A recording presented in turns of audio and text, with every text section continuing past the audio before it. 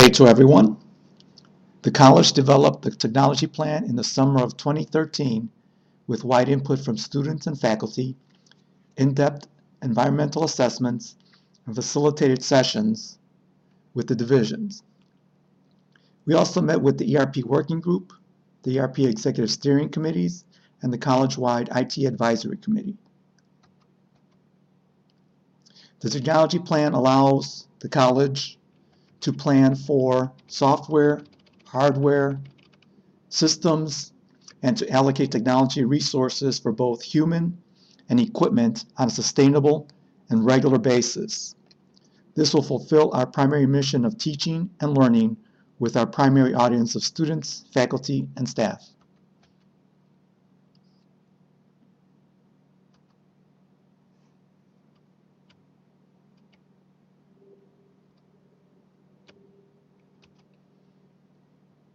Okay, let's go through it rather quickly.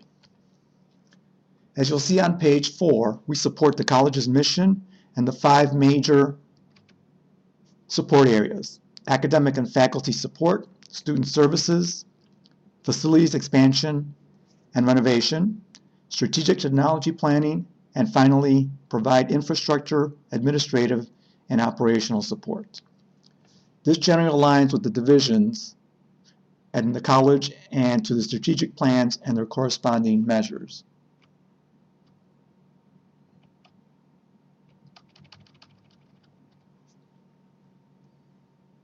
As you'll see on page 5, here are the approved college mission, vision, and values.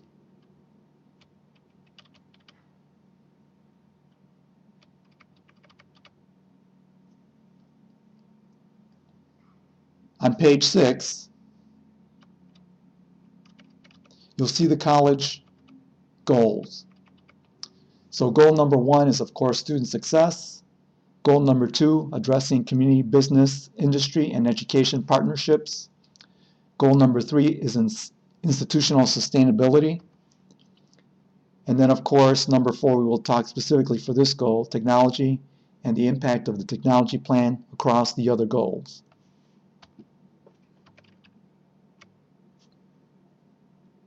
Page 7 relates to the IT services mission, vision, core values. This is new and not just required by middle states, but I believe each division should have a mission and vision. There is an old saying, you cannot manage what you do not measure.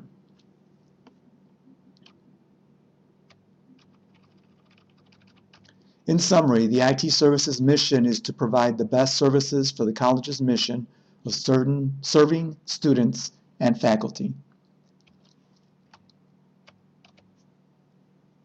Page 8 delineates the strategic planning process and how it fits with the overall planning process and how specifically the technology plan fits in. There are 2 major outputs.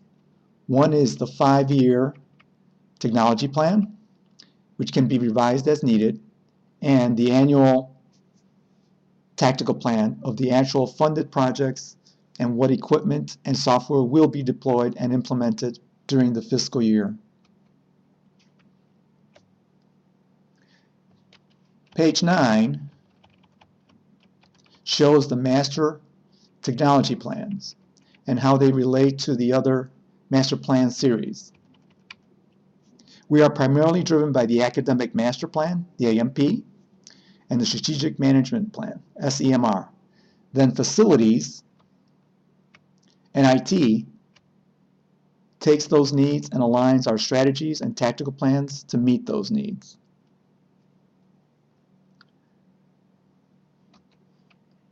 On page 10, it shows how the focus areas, objectives, and strategies, and eventually the technology action plan and the annual tactical plans relate to one another.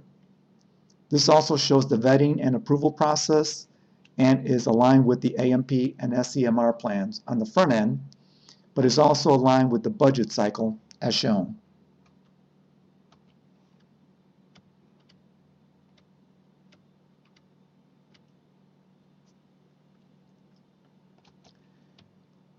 Next, on page 12, we provide you with the environmental scan some challenges and strengths. Several assessments have been done over the years, and below is a summary of the challenges and strengths we have discovered through those assessments and have documented here for you. As you can see, we directly support the college goal of student success.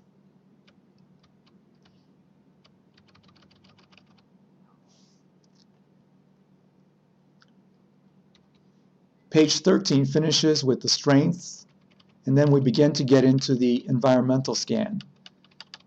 So here is the layman's view of the BCCC environment with a short description of each major technology or business area.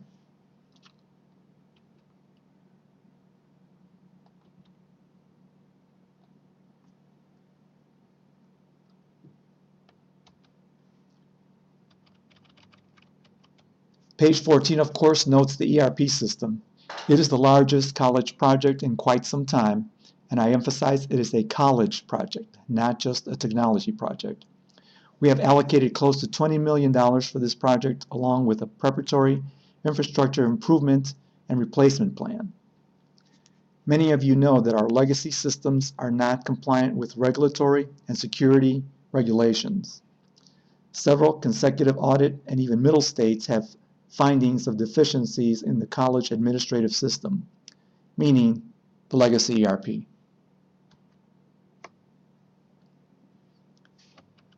On the next page, 15, it alludes to the functional modules of the ERP, and it will include a true portal. The overall timeline will take about 3 to 4 years to complete all the major modules, along with a true integrated portal in each module. The portal will be customizable for many varying constituent groups. The major ones to start off with, of course, are faculty, staff, adjuncts, students. Specialized portals for specific constituencies, such as student government, alumni, as well as discipline-based, like nursing, robotics, cybersecurity, will be possible.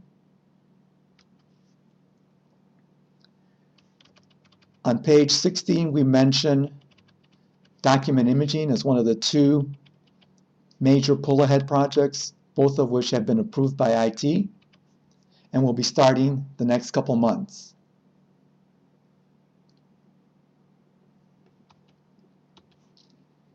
On page 17, we talk about a major area, financial aid, and where we know that 60 to 80% of our students have financial assistance. That is very important, and we are working with our current vendor on support. The other major project that we are pulling forward is called identity management, which will alleviate the issues we have with personally identifiable information, noncompliance, and security.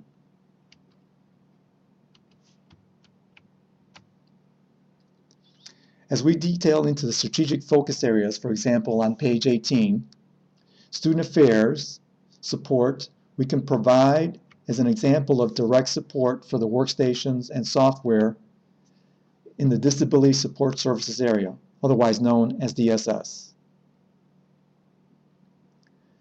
The next page, page 19, we show how we support academic affairs and BCD. We support both credit and non-credit, and especially as non-credit has been increasingly successful in driving revenue growth and headcount. We annually refresh the software as required by the professors and deans to match the book editions.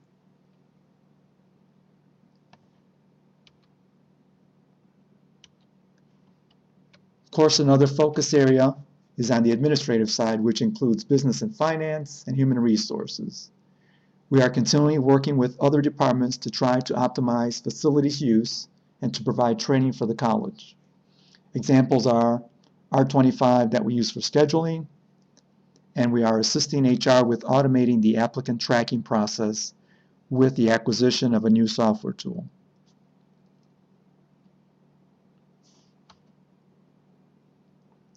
Lastly, on page 20, we of course perform regular infrastructure replacements and improvements on a regular basis so that all the things behind the wall and in the data centers are up to date and current with technology.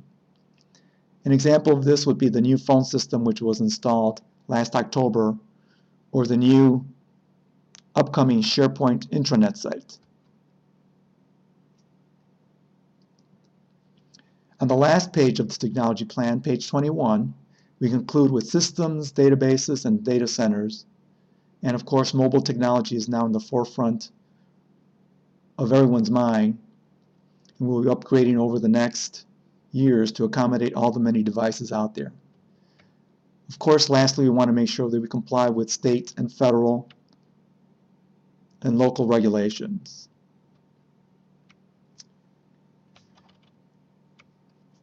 There are two appendices. Attachment A, which gives the technology environment sorted by functional category. It's a spreadsheet that has all the different software and which areas they are in, as well as the interfaces that are involved. And that is available for your viewing. Also, attachment B is our state reporting requirements. As a state agency, we report to all three agencies: DOIT, Department of Management and Budget, and DLS, the legislature. This provides very detailed monthly, quarterly, and yearly reporting requirements. Thank you for your time, and please contact me if you have any questions on the technology plans, or if you have just general questions on technology planning. Trouble service calls should be directed to extension 7420, or even better, through email to IT Service Desk for proper tracking and communication with the originating client. The help desk is staffed from 7:30 a.m.